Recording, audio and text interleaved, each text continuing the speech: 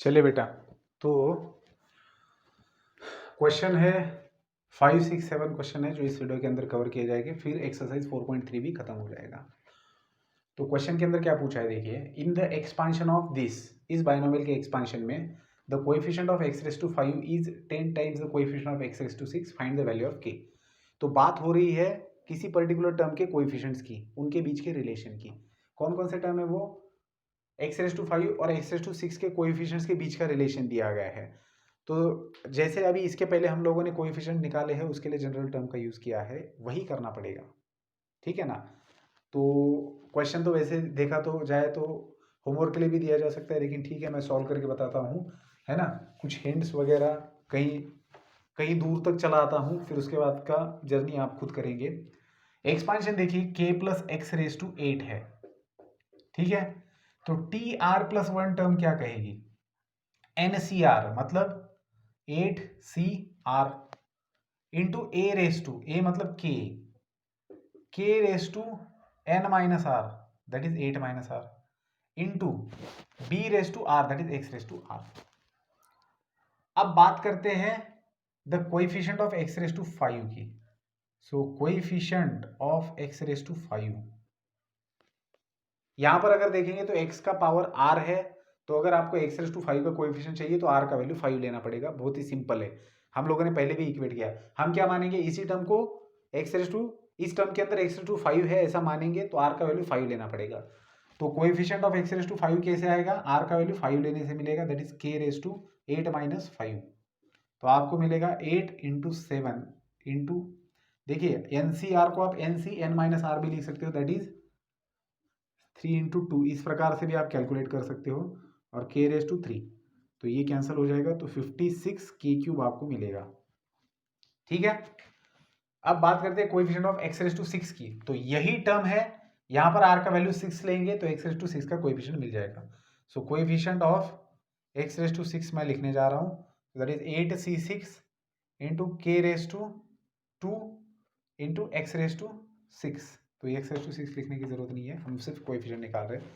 सो 8c6 मतलब 8c2, that is 8 into 7 divided by 2 into के square. तो बेटा ये मिल जाएगा 28 इंटू के स्क्वायर। अब देखते हैं कंडीशन क्या है। कंडीशन ये है कि the coefficient of x raise to 5 is, मतलब एक्स रेस टू 5 का कोएफिशिएंट दैट इज 56 के cube is 10 times the coefficient of x raise to 6। ये 10 टाइम्स है किसके? एक्स रेस टू 6 के कोएफिशिएंट के, दैट इज 28 के स्क्वायर के। तो करना क्या था, हमें के का वैल्यू निकालना था। तो के, यहाँ का तो के कैंसिल हो गया, तो यहाँ पर के बचा, तो 56 को उधर ले आते हैं। सो 10 इंटू 2 28 डिवाइड बाई 56, तो ये तो के का वैल्यू तो 5 आ गया, ठीक है। तो इस प्रकार से हमने पीछे पीछे के ही सारे कॉन्सेप्ट का यूज़ किया है और इस एग्जाम्पल को सॉल्व किया। चलिए आगे बढ़ते हैं, क्वेश्चन नंबर 6 के अंदर क्या दिया है।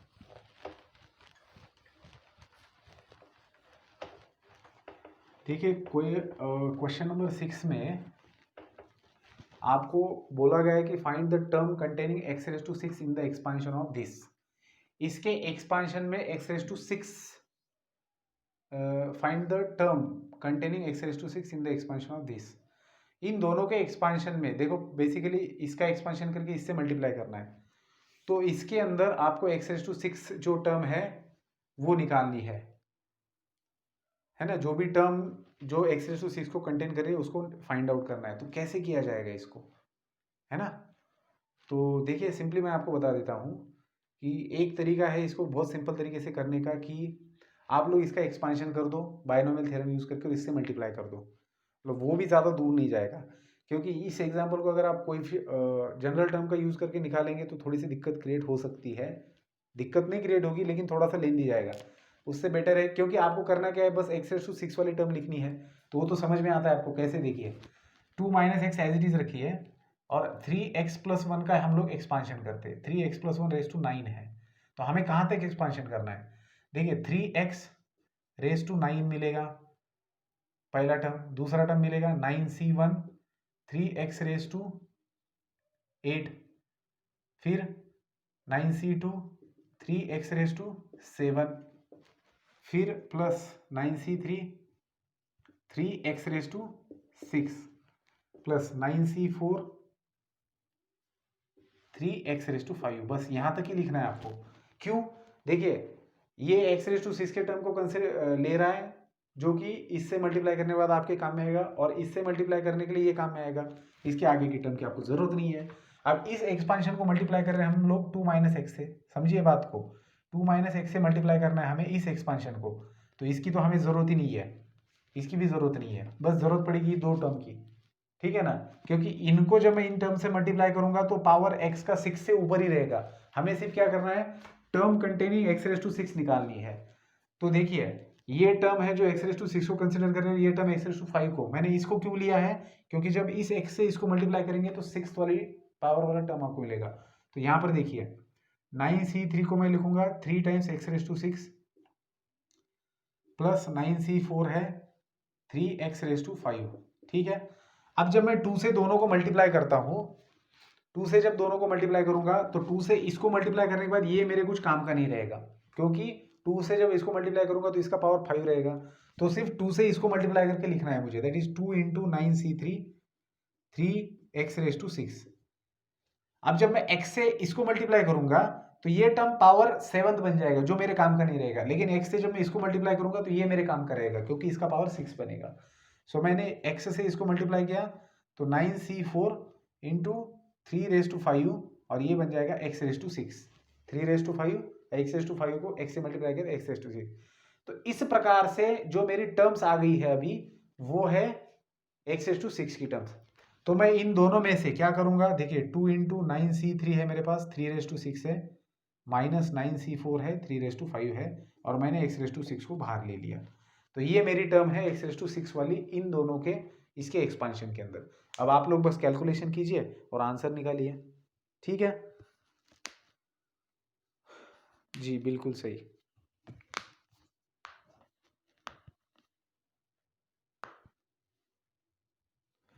तो उन्होंने आंसर के अंदर कोएफिशिएंट दिया है, लेकिन हमें पूछा था कि find the term containing x⁵, ठीक है ना। तो हम कोएफिशिएंट भी लिखेंगे और x⁵ की टर्म भी लिखेंगे। तो आप लोग इसका कैलकुलेशन कीजिए और आंसर लिख दीजिए जो भी आएगा, ठीक है बेटा। तो कैलकुलेशन करते समय थोड़ा दिमाग लगाइए। 3⁵ को बाहर निकालिए, बड़े टर्म है, 3⁵ को बाहर निकालिए, फिर अंदर का सब्ट्रैक्शन कीजिए और फिर मल्टीप्लीकेशन कीजिए। तो इस प्रकार से क्वेश्चन नंबर 6 का सॉल्यूशन है। आगे बढ़ते हैं question number 7। The coefficient of x² in the expansion of this is 112, find m. देखिए अब ये भी क्वेश्चन उसी क्वेश्चन की तरह है, थोड़ा सा इसके अंदर और थोड़ा एडिशन कर दिया है। क्या बोला गया है, coefficient of x² in the expansion of this, binomial क्या है 1 + 2x whole raise to m है। इसके एक्सपांशन के अंदर जो x² आएगा उसका कोएफिशिएंट है 112, तो m का वैल्यू निकालिए। तो सबसे पहले क्या करते हैं हम लोग, इसका इसका r+1 टर्म निकालते हैं, फिर x² का कोएफिशिएंट लेंगे और फिर आगे की चीजें करेंगे। सो इस बाइनोमियल में r+1 टर्म आपको मिलेगा mcr, क्योंकि पावर m है, a⁻m−r इंटू b⁻, क्या है यहाँ पर 1 है, b है 2x⁻r। अब हम ये दावा करते हैं कि इसी टर्म के अंदर x² मौजूद है। तो अगर इस टर्म के अंदर x² मौजूद है तो यहाँ पर देखिए x का टर्म कौन सा है, सिर्फ वही है। फिर भी आप चाहो तो इसको अलग लिख सकते हैं हम लोग, m−r इंटू 2⁻r को अलग कीजिए और x⁻r को। तो जब r का वैल्यू 2 रहेगा, ठीक है ना, r का वैल्यू 2 रहने पर ही आपको x² इसके अंदर मौजूद दिखेगा। तो कहना क्या है इनका कि x² का जो कोएफिशिएंट है that is 112। So this is the coefficient of x² when r is equals to 2. So therefore coefficient of x² is mcr into 1⁻m−r। देखिए अब ये 1⁻m−r का तो कोई मतलब है भी नहीं, क्योंकि उसका पावर तो 1 ही आने वाला है, तो इसको नहीं लिखेंगे तो भी चलेगा, इंटू ये 2⁻r को लिखते हैं। अब कोएफिशिएंट ऑफ x² ये है और r का वैल्यू क्या है 2 है, तो mc2 मिलेगा इंटू 2⁻2 दैट इज 4। लेकिन क्या दिया हुआ है पावर ऑलरेडी, सॉरी कोएफिशिएंट क्या दिया हुआ है 112 दिया हुआ है। सो 4 इंटू mc2, तो 4 से इसको डिवाइड करो, ठीक है, 4 2 8, 4 8 का, सो 28 बचा है। अब इधर देखिए ये क्या है, m into m-1 divided by 2, इसको कैसे लिखेंगे, m into m minus one divided by two, तो 2 इधर आएगा तो 56 बनेगा, that is m into m minus one. तो ऐसे दो नेचुरल नंबर ढूंढने हैं कॉन्जिक्यूटिव जिनका मल्टीप्लिकेशन 56 आता है, तो 8 इंटू 7। तो कंपैरिजन से कंप्यूटेशन से m का वैल्यू क्या मिलेगा, 8। सो आपको m का वैल्यू निकालना था जो आ गया 8। ठीक है बेटा, तो यहाँ पर एक्सरसाइज 4.3 खत्म हो जाता है। मिलते हैं नेक्स्ट वीडियो में with the new concept. Good bye.